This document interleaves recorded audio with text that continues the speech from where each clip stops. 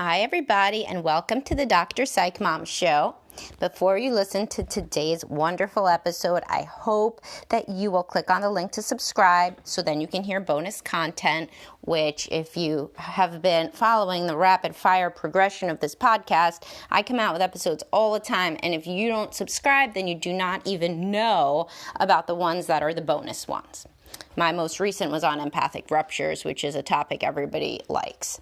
So anyhow, today I am doing a podcast on a suggestion from my husband after he listened to the previous one and said you should do one on differentiating between alpha males and assholes and a user's guide on the alpha male versus the asshole. So that is a good idea, and so many women that I deal with have, they say they want alpha males, but then they end up dating assholes. So I wanted to distinguish between some of the key traits of an alpha male and an asshole. So what is an alpha male? I mean, he's really a guy that has a lot of confidence. That is really the only thing he needs. He doesn't need to have a lot of money. He doesn't need to have like a awesome job or, Porsche or whatever. And he certainly does not need to be brash and come into a room like he owns it. Even a person with quiet confidence can be an alpha. The key is confidence and that internal sense of self-worth that is not derived from from what other people think. This is a person that has a deep belief in himself and projects that, whether it's loudly or quietly, doesn't really matter. And people around him then are made comfortable by him instead of uncomfortable. So an asshole, in contrast, he will make people uncomfortable. He will insult people and he will jockey for position and brag. And this is because he has no real deep core of self-worth and confidence. Instead, he's more narcissistic. So, the clinical definition of an asshole isn't always, but can be a narcissist, because people that are very, very invested in their persona do not have a deep core of self-confidence, and other people can pick up on this. And the women that end up with alphas versus assholes are very different as well, which is based on their level of confidence. So if you are a woman with confidence, you're going to be drawn to a similar man, an alpha. And if you have zero self-esteem, you may be drawn to the alpha, but you will also be drawn to the asshole, because basically you are drawn to anybody in that case who gives you attention, and both of these men might give you attention. So if you needed any further reason to work on yourself and your self-worth and confidence in therapy, if you're a woman listening, it's to attract an alpha and to know what an alpha is versus an asshole. You may never be into more passive guys, nor do you have to be, but there is a difference between being attracted to a guy who is going to shit all over you and a guy who is going to take care of you. Alphas will lead and take care of you, and assholes may shit all over you because they themselves are unhappy people. Okay, so what sorts of key traits can you tell on even a first date differentiates an alpha and an asshole? The first one is whether or not this person is nice to you. An alpha male is always going to be kind to you. You are a woman, it is only respectful. You have not done anything to them. I mean, if you are somehow mean yourself on the first date, then I'm sure they would stand up for themselves. But there should be no negging by an alpha male. Now, a neg is when you say something to a woman like that she doesn't look so good or something. You imply that so that she's caught off balance, and it's like a negative remark, so she's caught off balance. And the idea is then she feels more insecure around you. They teach this with pickup artist stuff. And anyway, that's when an asshole is going to do, not an alpha. An alpha is going to be kind to you. He's going to be kind to the waitress or the waiter. He's going to be kind to any other people that you interact with on your date. He's going to be respectful to who's around him. He is not going to insult people or demean people or treat them badly. This is how you could tell that the guy is an asshole, is if he does this, if he treats the waitstaff badly, if he treats the valet badly, whoever you encounter on your date, and also especially you. So an asshole will always get in a little dig, or mostly talk about themselves. And an alpha will talk about themselves, and you can get him to talk about himself the whole time if you want to. But I mean, at some point, he is going to say, what about you? Whereas the asshole guy or the narcissist probably will not ask about you. If you don't really talk about yourself, they'll let it go. So basically what we are seeing is that an alpha is kind, and he does not let anybody walk all over him, but he doesn't go out of his way to make these little situations where there's some sort of a power struggle and he wins. Like an alpha is confident in himself that in the real things that matter in his life, in any sort of real conflicts, that he can get his needs met. So he doesn't need to make little scuffles and little fake ways to win, such as being mean to somebody like you or a waiter or anybody like that. Also, usually children and animals like alphas, and they don't like assholes because assholes aren't very nice. They don't think other people's needs matter, so they don't really try to get down on the level of, let's say, a child and to really play, whereas an alpha is frequently very good with kids and will initiate a game, and will be responsive and respectful.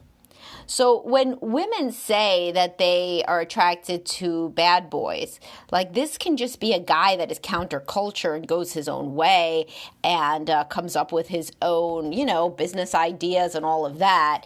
Really, if what you mean by a bad boy is somebody that people actively dislike frequently, then you are not in the alpha bad boy, you're in the asshole bad boy thing.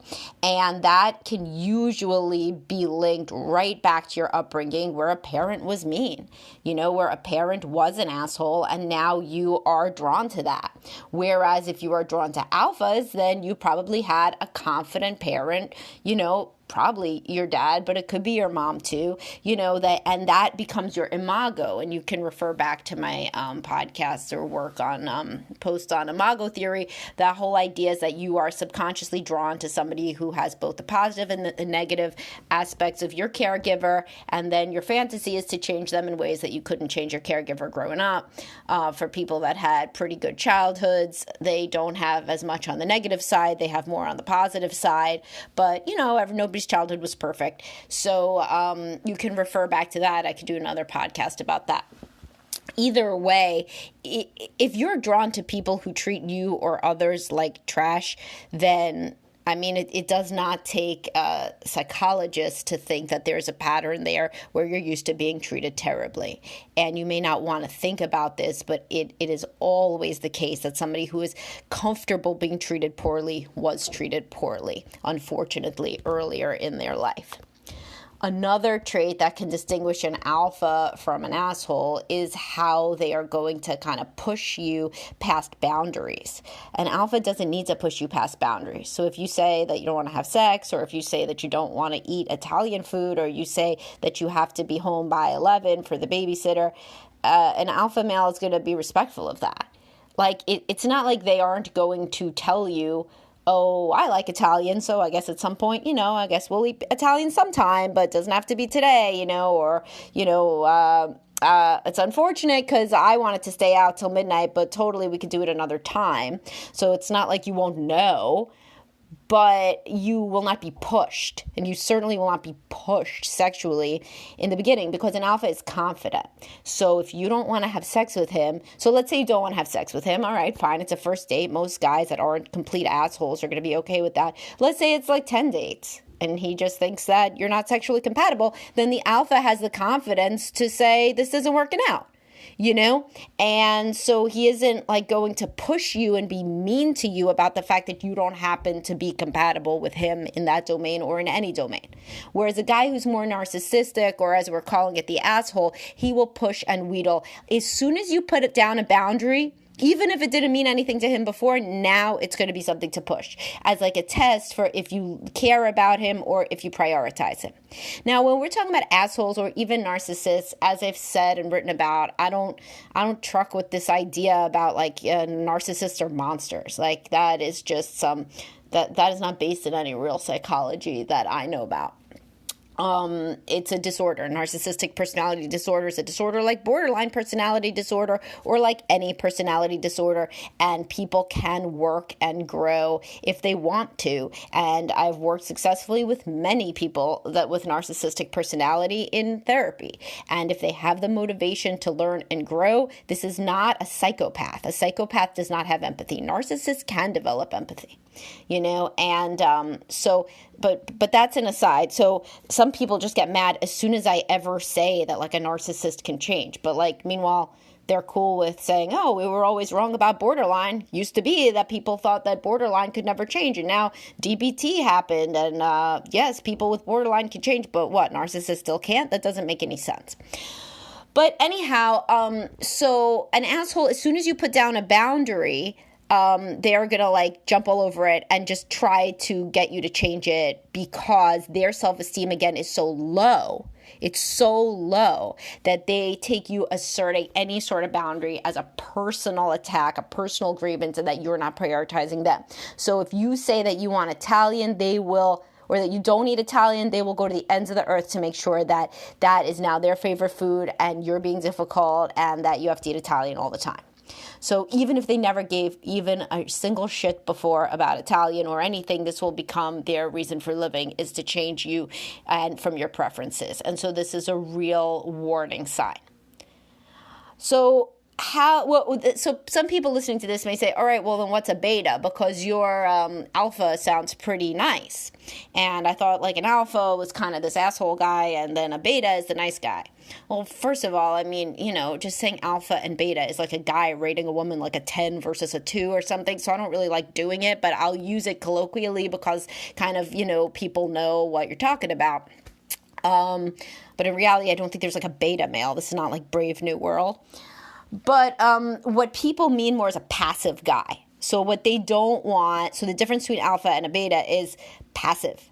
And that is the difference between, honestly, people that you feel excited to be around and people that's like burdensome to be around them because you have to lead them constantly. And it's always your decision. And like, this is what women really do not like about passive males. But what I'm saying in this is try to look out for, if it's so important to you not to be with anybody that defers to you, try to get a man like that originally. So don't go for the guy that is always deferring to you when you're dating and then wake up like, and say, oh, I guess he's a beta male and I'm attracted to the CEO at my work.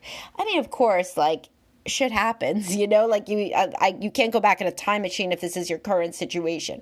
But if anybody is single and they're really not into passive guys, then there are many, many, many indicators that somebody is passive. Even on the first date, they're going to ask you what you want to do. They're going to mostly try to talk about you. They're going to let you steer the conversation. They are going to maybe initiate the sexual contact, but only with like, your pre-initiation, even at first. Pre-initiation I write about, it means like you're kind of looking at them, maybe you put your hand on them, maybe you flirt enough that even like a dead person would have to know that you would want to hook up. So if you do not like that, then don't try to convince yourself that you like something that you don't like. So if you are with an alpha male, you are not going to get to pick everything. If you're with an asshole, you're not going to get to pick anything, so don't go that far. But if you are with an alpha, you won't get to pick everything. And if you are with the non-alpha, I just cannot keep saying the beta thing, then you are going to pick everything. And you know what? Some women like to pick everything. And I've written about this. There's plenty of women who say that they want alphas. And then in reality, they want to pick how the kids are raised, where they live, whether they work or they don't work, and everything about how the money's invested, even if they don't make it. So like, if this is you, know thyself. Right? I mean, it's cultural too. If your mother was like a strong woman and she ran the show and you've always envisioned being the same way, then you definitely do not want an alpha male. Like, don't tell yourself you do. What you may mean is, I think that alpha male over there is hot, but like our marriage would be garbage because I would always be vying for on every decision. It would be a competition. And so I want to go for somebody who's going to defer to me more. And I could find a cute one of those too. So that would be the ultimate in kind of knowing yourself, is figuring out, do you want to be the one with the ultimate control in the relationship? And many women do. And they take that as indicative of a man's undying love and commitment. And particularly if you had a difficult childhood growing up, the security of knowing that a guy will do anything for you is very reassuring and healing. And there are many women who thrive, many if not most, honestly, thrive in that sort of dynamic where the man does defer on every big thing. Not on every little thing, but on every big thing. Children's schooling, where do you live? Where do you, whose parents do you live near? What are we doing for the children's, general financial, like, are we saving for college or are we not? Like, some big things. Obviously, if you are somebody who also then needs to pick where you eat all the time, what every date is, how the house is clean, then you got to work on your shit, because then you're being super controlling. And I mean, they're not even a Zeta male that's going to want to be with you. But what we really want to focus on here is the distinction between the asshole and the alpha.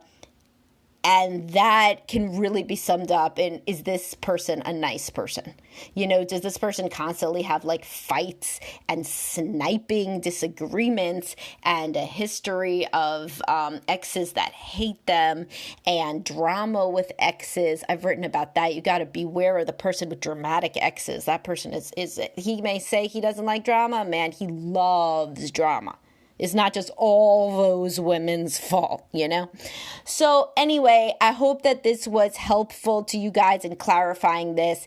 And I am going to link you to more of what I've written about this, as well as the idea that many women actually do want to be in charge of the biggest things, not in any sort of ball-busting way, but in the way that they feel things very deeply and they take it as an expression of devout love if the man accedes to their requests and preferences in various domains, particularly those that they find very important. And if nobody ever really listened to them growing up, then this can be very healing. And also that you really need to know yourself and what you want. Now, if you are somebody who is attracted forever to assholes, and you also really identified with my podcast on Why Won't Men Take Care of You, then therapy can really help you figure out why you are attracted to these people and what in your early life shaped your idea that you do not deserve to be treated well, because that is really what it is, and that's sad, and that is nothing you would want your kids to see, and it's no way to live, because you deserve better than that. All right, guys, please do subscribe to my podcast, write in with questions for me, and have a great day, everybody.